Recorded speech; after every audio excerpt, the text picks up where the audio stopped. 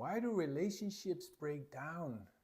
Is there something that I'm unaware of that I should be knowing? Check out this video.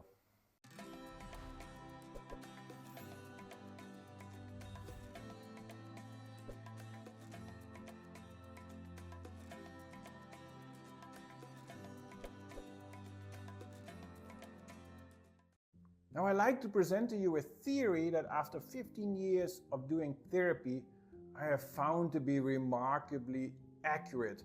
And this is a theory by Dr. John Kappas.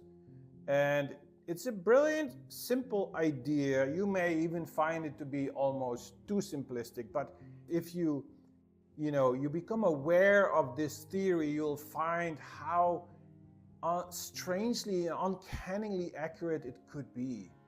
The thing is this, we think that when relationships break down, it is because men are so left-brain dominant, they are thinking in angular ways, and they cannot understand the emotional needs of women. But this theory turns all of this topsy-turvy, and it said it has nothing to do with being a man or a woman, and therefore also nothing to do with being gay or straight, because even in gay couples, one will generally play the more feminine part and one the more male part. It has nothing to do with any of this. This theory proposes something completely different. And it says that there are basically two types of individuals. And that is, of course, classifying this in a very rudimentary way. But hold your thought, because the more we simplify things, the more things could be helpful to us. If there, let's say there is 10 forms of types of people, it becomes so confusing that you don't know anymore the tree from the forest or the forest from the tree. So what I like about this is the simplicity. And I want you to keep in mind what I'm saying and apply it to your own relationship or to the couples that you know. And see if there's some truth to this. Now, I'm going to divide humanity, if you will, in two broad categories. And the number one group is what we call the fizz. And the fizz is the more what we call physical type. And this physical type is in the opposite direction of the other group, which we call the emo. Now, the emo is not necessarily an emotional type, but what it really means is they have a complete different priority. Just hold on to this name, emo and fizz, and don't pay too much attention to the name, more to what each group symbolizes. Now the fizz, they have four particular characteristics. Their number one priority is love. Now you will argue everybody wants love. Yes, but from a deep unconscious perspective, the fizz wants love that is physical. And the physical love, what it means is they have equated sex with love. In other words, they are seeking the physical connection all the time. And the idea of sex means it affirms that that person loves me. They feed on the physical connection with others. It is an emotional, existential need for them. Now, when you will look at the other group, the emo, and I'm going to go into that into a moment, not yet, you will find that the emo doesn't operate like this at all. Now, the second characteristic of the fizz is that, and I'm going down in priorities, and each one is less important than the other in the life of the fizz. Their number one priority is this love. The second priority is their family and friends. They are very big on family and friends. There will be the people that have long dining room tables and they want everybody to sit outside at night and have long meals. And it is very important to have these people around them, this warmth, this companionship.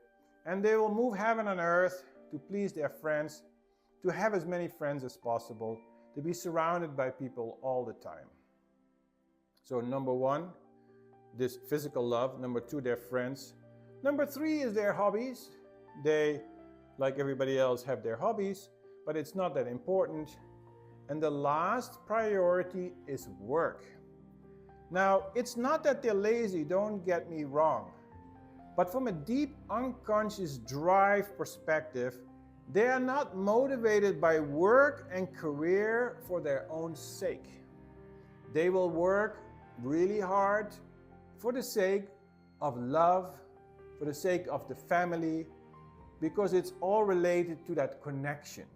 So it has nothing to do with working or not working hard, but it has to do with that they're not driven by career. They're not driven by money per se. They may not even think about money other than it is used for the family, it's used for my personal relationships, but it's not there. I'm not going to just pursue money for the sake of money, for the sake of career or stability. This is not on their radar at all.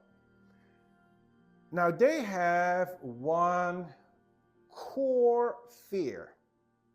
And the core fear of the fish is the fear of rejection. And that is an existential, unconscious fear. It is something very, very hard to detect in the fish because they are so physical. They will always be around people and going around and making connections. And you think, well, they're anything but having a fear of rejection. They're so good with people. But in reality, that deep unconscious fear, that nagging, is what, and it's unbeknown to themselves, it's very hard to detect, but in reality, when they have a party and they have a glass in their hand, they go around and unconsciously they're asking everybody, love me, accept me, appreciate me, give me confidence, give me this, because their unconscious drive is what makes them reach out to people. If you are not in need of anybody, and if you're completely self-reliant, why would you need other people around you? Is what explains in an extreme kind of negative way the fear of the fish. They need people to feel good, to feel acknowledged. So we all have then the fishes have these particular tendencies, and opposite to that is what drives that from a negative perspective is that deep-seated fear of rejection. Now, let's get into the other group. The other group is the emo. And the emo, their number one priority is money and financial stability. It's not that they're greedy, don't get me wrong, but it's driven by a deep unconscious fear.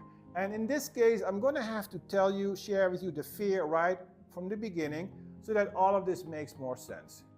The fear of the emo is the fear of loss of control. The fear of loss of control of my environment, my situation. And that is deeply unconscious. There is an insecurity that needs to be compensated by my external world. In the same way that the fish needs stability through people, the emo feels that needs that stability through the external world in its physical sense, other than relationships. So they seek money, stability, career. For them, they are driven from a deeply unconscious level to succeed in life. They are driven by career, by money, because they feel then stable. They feel secure. You see, the fish feel secure by having people. Whether they have money or not is not really relevant to them. But the emo says it's the people is not relevant. What matters is my environment, and I need to control it, because if I don't have control financially or otherwise, I'm feeling highly insecure and irritable. Their number two priority is their hobbies. You will find the emo working days and nights in their garage with their own projects. They want to be left alone. They don't need people. They're fine all by themselves. They may have a friend or two, but it will be just one or two good friends. They are not looking for crowds. Because why? Crowds make the person feel insecure. They like to control their environment, so having a lot of people around them is in an idea of unsettling to the emo. They like it few, concise, organized, so I can feel in control of this crowd. It's not that they want to control the crowd, It's that having too many people makes them feel out of control. Their third priority is their family. It's not that they don't care, but they are not unconsciously driven to be around their family. Their last priority is love. Now again, don't misunderstand this point. It's not that they are not loving. It's not that they don't care. But from a deeply unconscious perspective, it is not what makes them wake up in the morning. What makes them wake up in the morning is this unconscious feeling of feeling unsettled. And so family relationships is at the bottom of their list of priorities. Now, where does the relationship go wrong?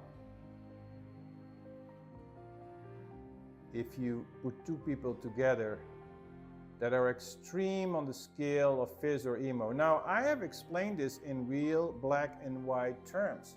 But in reality, and we actually have tests that we can do with people, there is actually a long questionnaire with a lot of questions.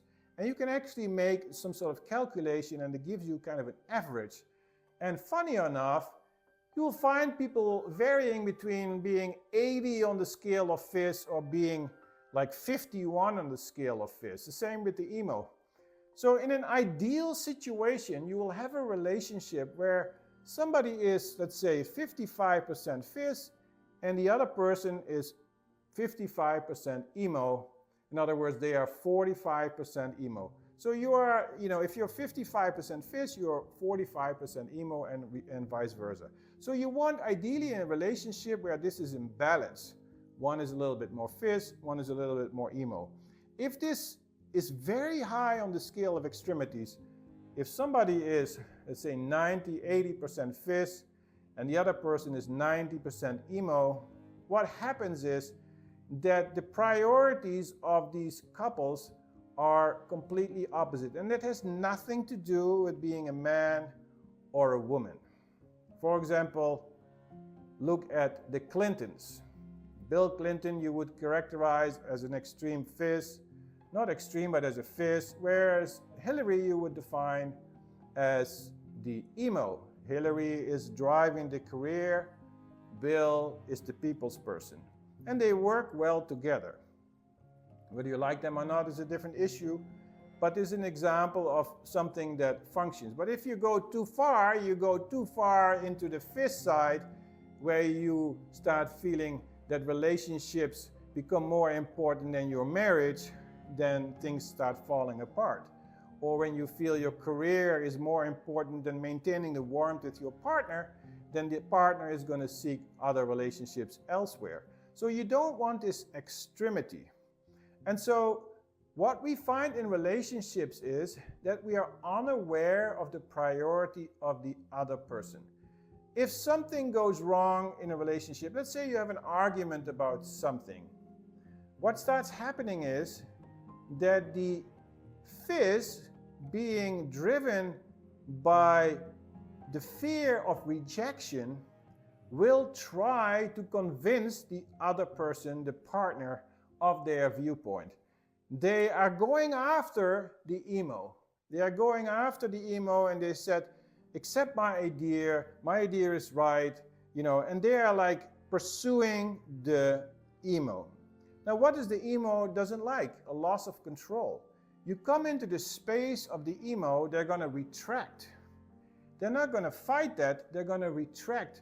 And they're going to go into their cave, sometimes literally. They will be in their garage working for hours on their car, or if it's a woman, they will be retiring, somewhere to the spa or whatever cliche I can come up with real quickly.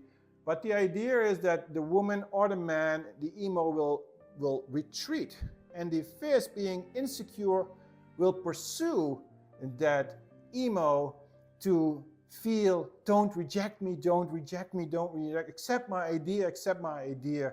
And the emo is backing off because they don't want to be, losing control. And you come into my space, and that's very big deal for the emo. You come into my space and you come at me, I'm retreating, I cannot handle this. I cannot have this loss of control of my environment. And so you're getting these extremes.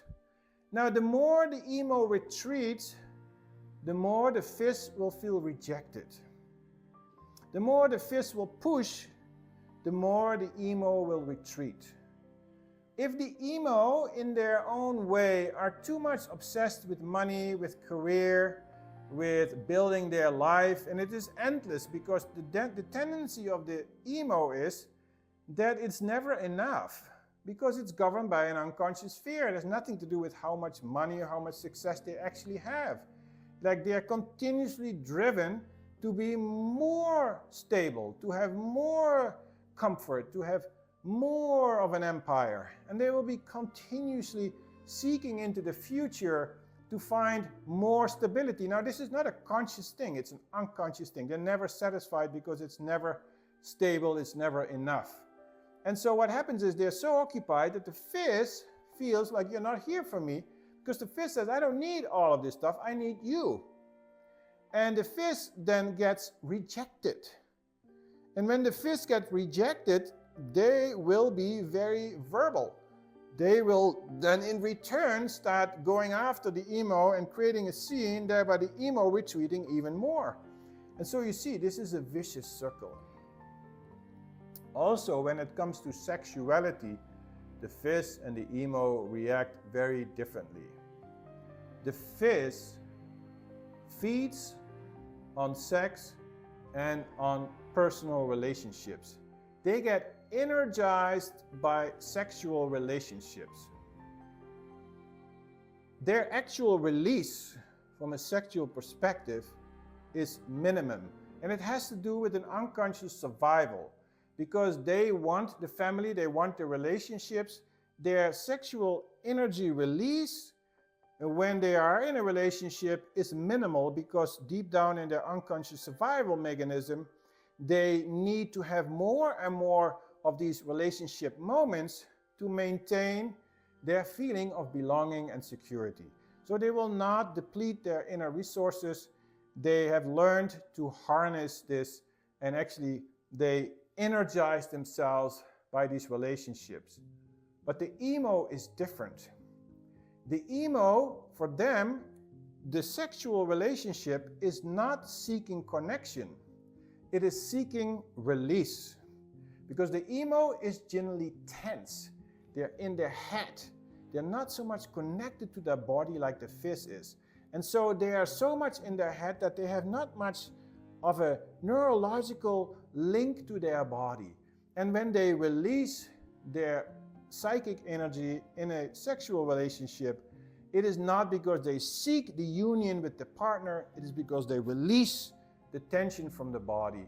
And then what happens is they are very calm afterwards for a while. However, they will be emotionally dead as a frog. There will be no emotion. They will release and then go and sit somewhere on the porch and have a glass to drink. And then the partner is, hey, well, where are you? I mean, why are you not snuggling with me? Because they have done their release and they're done with it. Now you think that it's men that do that, but it's the same with women. There's nothing to do with men.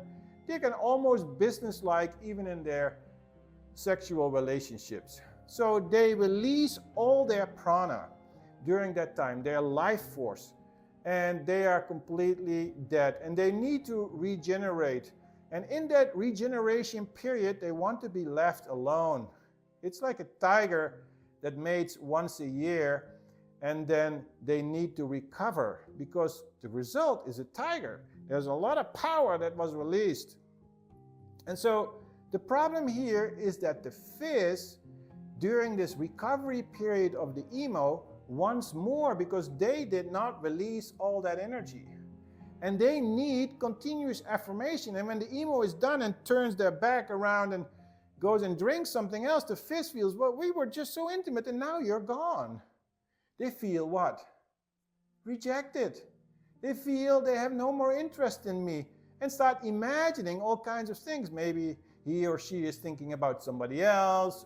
Don't they love me anymore? Don't they have interest in me? And then the cycle begins. The fizz starts to pursue the emo, and the emo starts to retreat further. And this, you will find, is often the beginning of a downbreak of the relationships. So what do we need to learn here? We need to learn that the fish needs to back off. The fish needs to understand that the emo needs space, needs time to recover. And when you let the emo be, they will come to you. This is the secret. And what does the emo need to learn? The emo needs to learn it's not all about your business and your unconscious fear of instability. Hey, how about some love? The emo needs to learn to approach and to peace and just to be present with the partner. That security can be found in relationships, not just instability of the material world. Because the material world is always in a flux. There's going to be highs and lows. And you cannot tie your happiness into the pursuit of the physical, because it will always evade you. And so you see, first, number one, we need to be aware of each partner's tendency. You will find that the emo and the fish, it will be very clear in a relationship. Did you even know that we can see that in the handwriting? I don't know how many times when I used to do just 1 hour hypnotherapy session with people one-on-one. I've done thousands of these sessions, and I would ask the people to write down something, and I could see in the handwriting whether they were a fish or an emo. Now, 9 out of 10 cases I was correct. And I would then, before I had explained anything, I would take that paper, and without them seeing, I would put fish or emo on it and put it away. And then I would explain this to them. And then I would ask them, what do you think you are? And then invariably they said fish or emo, and I put this paper and it was there and I was correct. The fish or the emo, I could see it in the handwriting. So the handwriting is an unconscious manifestation of your inner tendencies. The unconscious mind is amazing. The unconscious mind is magnificent. And it displays all our tendencies. But it is unconscious. So we need to learn to become aware. Sometimes a therapist or a friend who's aware of these principles can help you identify who is what in the relationship. And then we need to learn awareness about who I am, what my tendencies are, and learn about my partner, who and what is going on with my partner, and then learn to compromise. This is really very, very important. And the more mature the couple is, the more they're willing to give of each other. Very immature partners are extreme on the emo-fish scale and want it their way. And so maturity means we learn to balance through self-awareness these extreme tendencies within us and learn to give and take. And this is across the board, whether you're gay, straight, trans, or whatever you are, you will find these tendencies in the relationships.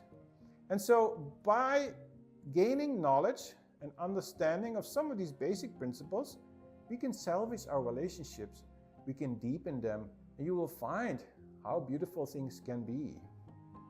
Thank you so much, and don't forget to like and subscribe.